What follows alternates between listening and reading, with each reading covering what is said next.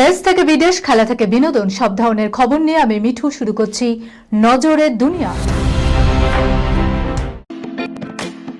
Lake view হাসপাতাল, সময় অসময় সব সময় আমাদের পরিষেবা modular OT, paediatric surgery, plastic surgery, general surgery, neuro surgery, urology, gastroenterology, gynaecology, orthopaedic, ENT, chest সমস্ত অভিজ্ঞ চিকিৎসকদের দ্বারা চিকিৎসা করা হয়।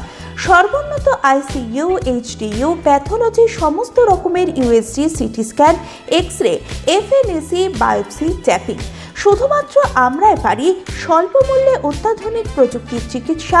কলকাতা ও হায়দ্রাবাদের বিশেষজ্ঞ চিকিৎসকদের সুপরামর্শ, নিজস্ব ফার্মাসিতে 20% ছাড়ে ওষুধ।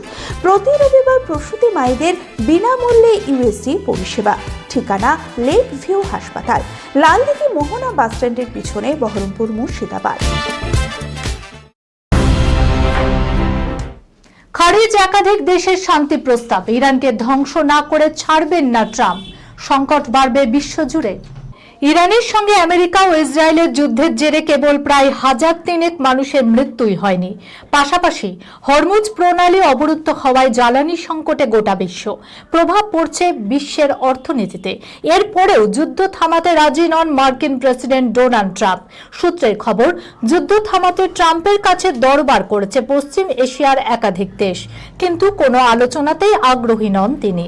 উল্টে ইরানের সামরিক কাঠামোকে ধ্বংস করতে নিজের দেশের সেনাবাহিনীকে একের পর এক নির্দেশ দিয়ে চলেছেন ট্রাম্প। অপরপক্ষে ইরান আগেই জানিয়েছে আমেরিকা ও ইসরায়েল হামলা চালিয়ে গেলে তারাও প্রতিশোধ নেবে। এই অবস্থায় মধ্যপ্রাচ্যে শান্তি ফেরার সম্ভাবনা দেখছেন না বিশেষজ্ঞরা। জানা যাচ্ছে, যুদ্ধবিরতির প্রস্তাব নিয়ে আমেরিকার সঙ্গে যোগাযোগ করেছিল ওমান এবং মিশর। এমনকি এই বিষয়ে একাধিকবার হোয়াইট হাউসের সঙ্গে যোগাযোগ করে তারা, যদিও তাদের প্রস্তাব শুনতেই চাননি মার্কিন প্রেসিডেন্ট। ট্রাম্পের দপ্তরের এক আধিকারিক জানান, আপাতত মধ্যস্থতায় আগ্রহী নন ট্রাম্প, বরং পেন্টাগনের কর্তাদের সঙ্গে বৈঠকে ইরানকে নাস্তানুবুদ করতে নতুন নতুন কৌশল বের করতে ব্যস্ত মার্কিন প্রেসিডেন্ট।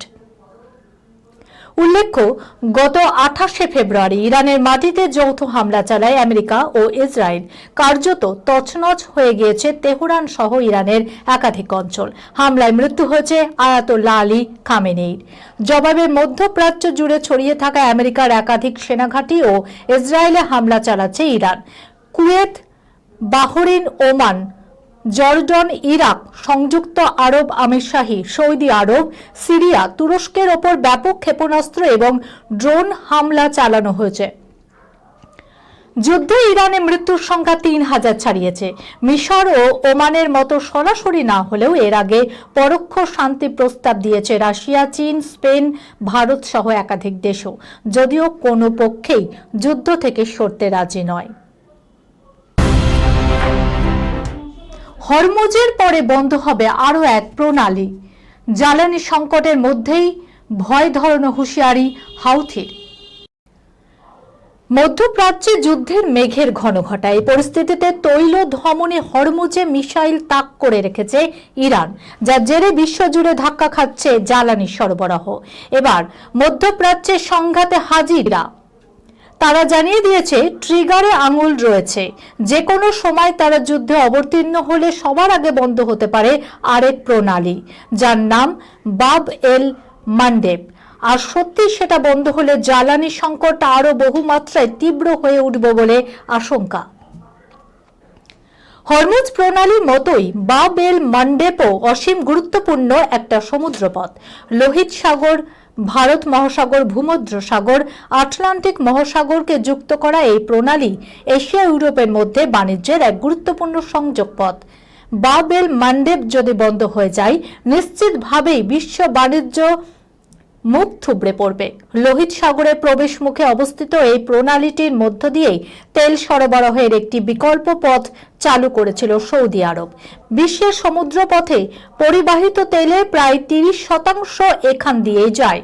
সুয়েজ খালের মাধ্যমে এশিয়া ও ইউরোপের মধ্যে যে সামুদ্রিক বাণিজ্যিক যোগসূত্র, সেখানেও একটা বড় দায়িত্ব পালন করে বাব এল মান্ডেব। এহেন পরিস্থিতিতে লেবানন অস্ট্রেলিয়ার এক পডকাস্ট হোস্ট মারিও নভেলের ভবিষ্যৎবাণী, যুদ্ধ আরো বিভৎস আকার ধারণ করবে যদি হাউথিরা তাতে অংশ নেয়। উল্লেখ্য, তৈল ধমনী হরমুজ দিয়ে 1 লিটার তেলও পশ্চিম এশিয়ার বাইরে যাবে না বলে হুঁশিয়ারি দিয়ে রেখেছে ইরান। এই ঘটনায় গোটা বিশ্বের তেল সরবরাহ ধাক্কা খাওয়ার পাশাপাশি হু হু করে বেড়েছে জ্বালানি তেলের দাম। গোটা পরিস্থিতিতে প্রবল চাপের মুখে আমেরিকা। আপাতত রুশ তেল কেনায় ছাড়পত্র দিয়েছেন ট্রাম্প, জানিয়েও বিতর্ক শুরু হয়েছে। অর্থাৎ হরমুজ বন্ধ করার রণকৌশলে আমেরিকাকে নাকের জলে চোখের জলে করে ছেড়েছে ইরান।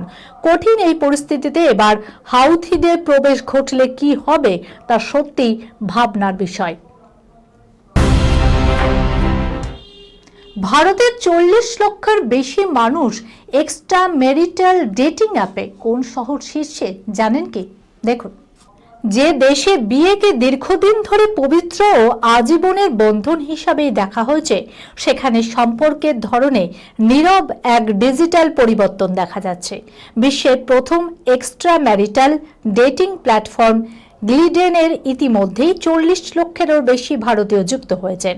এই প্ল্যাটফর্ম মূলত বিবাহিত বা দীর্ঘমেয়াদী সম্পর্কে থাকা ব্যক্তিদের জন্য তৈরি, যারা ব্যক্তিগতভাবে অন্য সম্পর্ক খুঁজতে চান। প্ল্যাটফর্মের তথ্য অনুযায়ী ব্যবহারকারীদের মধ্যে প্রায় 65% পুরুষ এবং 35% মহিলা। গ্লিডেন ইন্ডিয়ার কান্ট্রি ম্যানেজার সিবিল সিডেল জানান, এই বৃদ্ধি সমাজে সম্পর্ক নিয়ে মানুষের ভাবনার পরিবর্তনের ইঙ্গিত দেয়। তার কথায়, ভারতে 40 লক্ষ ব্যবহারকারীর মাইলস্টোন আমাদের জন্য একটি গুরুত্বপূর্ণ মুহূর্ত। এতে বোঝা যায় ডিজিটাল ব্যবহারের হার দ্রুত বাড়ছে এবং আধুনিক সম্পর্কের ধারণাতেও নীরব পরিবর্তন আসছে। বিশেষ করে মহিলাদের অংশগ্রহণ বাড়া, তাদের আত্মবিশ্বাস ও স্বাধীন সিদ্ধান্ত নেয়ার ব্যবহারকারীদের আচরণ বিশ্লেষণ করে দেখা গেছে। সদস্যরা গড়ে প্রতিদিন প্রায় 1 থেকে 1.5 ঘন্টা এই প্ল্যাটফর্মে চ্যাট করেন। দিনের 2টি সময়ে এই অ্যাপ ব্যবহারকারীদের সক্রিয়তা বেশি দেখা যায়। একটি দুপুর 12টা থেকে 3টের মধ্যে, অন্যটি রাত 10টা থেকে মধ্যরাত পর্যন্ত। এতে বোঝা যায় অনেক ব্যবহারকারী দুপুরের বিরতি বা রাতের ব্যক্তিগত সময়ে অ্যাপটি ব্যবহার করেন।